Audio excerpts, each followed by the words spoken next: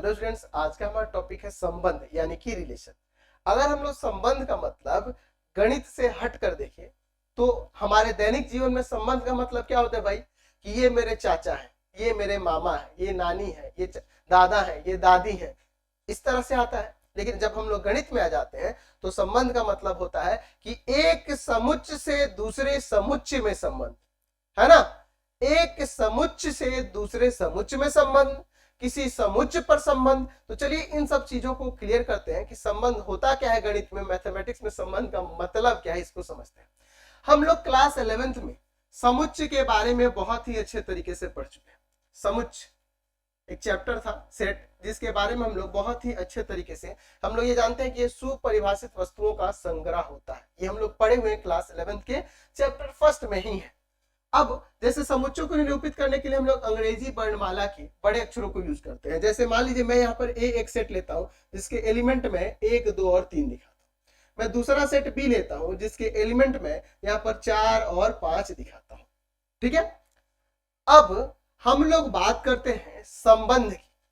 तो संबंध को जानने से पहले हमें कार्तीय गुणन आना चाहिए, कार्टेशियन प्रोडक्ट, जो हमने क्लास 11th में ही सीखा हुआ है। ए क्रॉस बी इसको डिनोट करते हैं। जैसे ए और बी का कार्तीय गुणन क्या होगा? हम लोग एक एलिमेंट इसमें लेंगे और दूसरा एलिमेंट उसमें से लेंगे। 1, 4, एक एलिमेंट इसमें से लेंगे फिर दूसरा एलिमेंट उसमें से लेंगे, है ना। यहाँ पर 2, 4, फिर 2, 5, फिर 3, 4 और 3, 5। ये ए और बी इन दो समुच्चों का कार्तीय गुणन कहलाएगा। ए क्रॉस बी यानी कि पहला वाला एलिमेंट पहले सेट से यहाँ लेना होगा, दूसरा वाला एलिमेंट दूसरे सेट से, तो ये कार्तीय गुणन कहलाता है। अब बात करते हैं संबंध की। संबंध होता क्या है? अगर हमारे पास R एक कह रहे हम कि R यह एक संबंध है, तो ये कब संबंध होगा?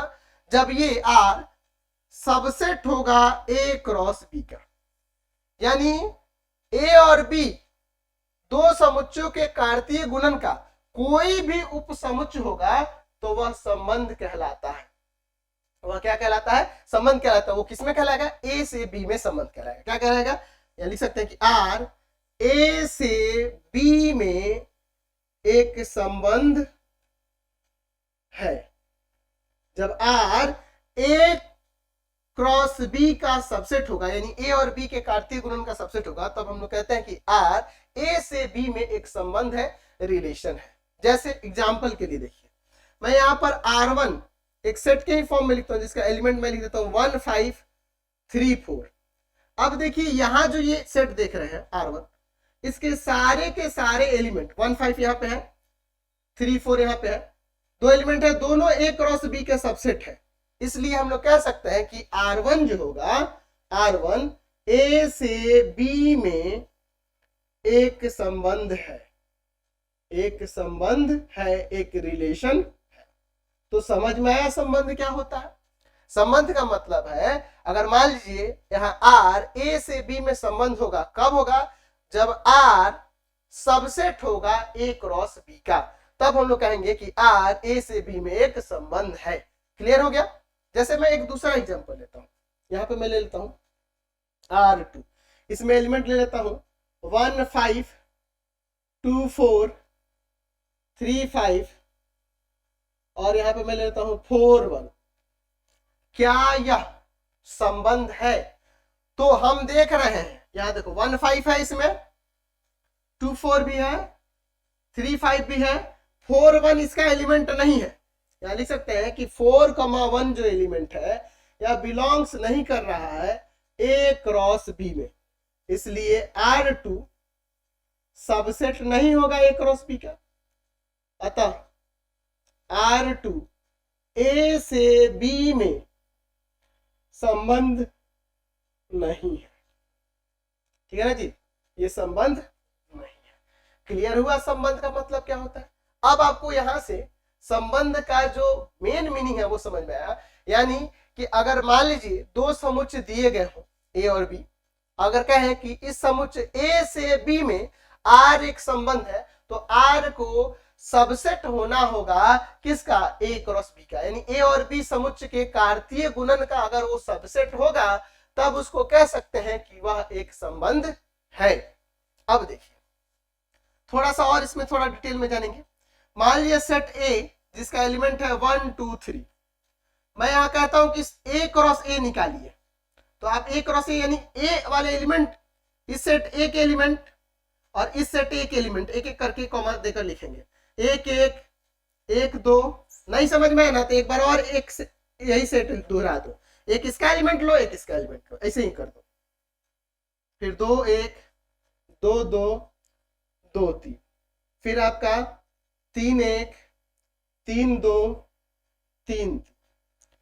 अब मैं यहां पे कहता हूं कि R3 एक रिलेशन, R3 मैं यहां पे एक लेता हूं सेट जो 1 1 1 3 2 2 इसके एलिमेंट है, तो मैं देख रहा हूं R3 सबसेट है ए क्रॉस ए का, R3 ए क्रॉस ए का सबसेट है, देखो इसमें 1 1 है 1 3 है 2 2 है, तो जब R3 यहां सबसेट हो रहा है ए क्रॉस ए का, तो यहां पे क्या करेंगे, यहां पे हम लोग लिखेंगे कि R3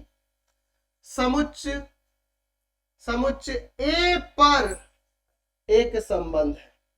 लिखने का तरीका थोड़ा सा चेंज हो गया, यानी कि यहां पर ए से ए में देखा जा रहा है, ए से ए में यहां संबंध देखा जा रहा है, इसलिए यहां पे लिखेंगे कि R3 समुच्च ए पर संबंध है। यानी कि इसका कहने का मतलब यह है कि इसमें पहला वाला भी सेट वही है, दूसरा वाला भी सेट यही है। तो अगर किसी समुच्च पर के संबंध की बात करेंगे, यानी वहां पे बात हो रही है कि वो ए से ए में संबंध है, बी से बी में संबंध है, मतलब अगर वह उसी समुच्च में संबंध हो रहा है तो उस कंडीशन में लिखते हैं कि वह उस समुच्च पर संबंध होगा। यानी यहां पे हम लिखने के लिए ऐसे लिख सकते हैं कि अगर कोई R सेट सबसेट हो ए क्रॉस ए का, तो हम लोग कहेंगे कि R समुच्च ए पर एक संबंध है। तो लिखने का थोड़ा सा तरीका बदल जाएगा, बस यहां ध्यान देना होगा कि समुच्च ए पर कहने का मतलब है कि वो ए क्रॉस ए का सबसेट रहा होगा, और ए से बी में जब होता है तो वहां ए क्रॉस बी का वो सबसेट रहा होगा। ठीक है ना जी, तो यहां से आपको रिलेशन क्लियर हो गया। अब देखिए, अगर कोई रिलेशन हम लोग दिखाते हैं, कोई भी रिलेशन, जैसे मान लीजिए हम लोग यहां पर एक अभी रिलेशन का एग्जांपल है ये वाला, ठीक है, ये रिलेशन लिए, ठीक है। अब इस रिलेशन में हम लोग इसका डोमेन, कोडोमेन और रेंज की बात करते हैं। सबसे पहले बात करते हैं इसके डोमेन यानी कि प्रांत की। प्रांत यानी इसको कहा जाता है डोमेन, ठीक है। तो यहां पर जो आपके पास रिलेशन होगा, जैसे इसी की एग्जांपल देख लीजिए, जो रिलेशन होता है उस रिलेशन के प्रथम घटकों का समुच्चय, देखिए इसको प्रथम घटक, इसको द्वितीय घटक, इसको प्रथम घटक, इसको द्वितीय घटक कहेंगे।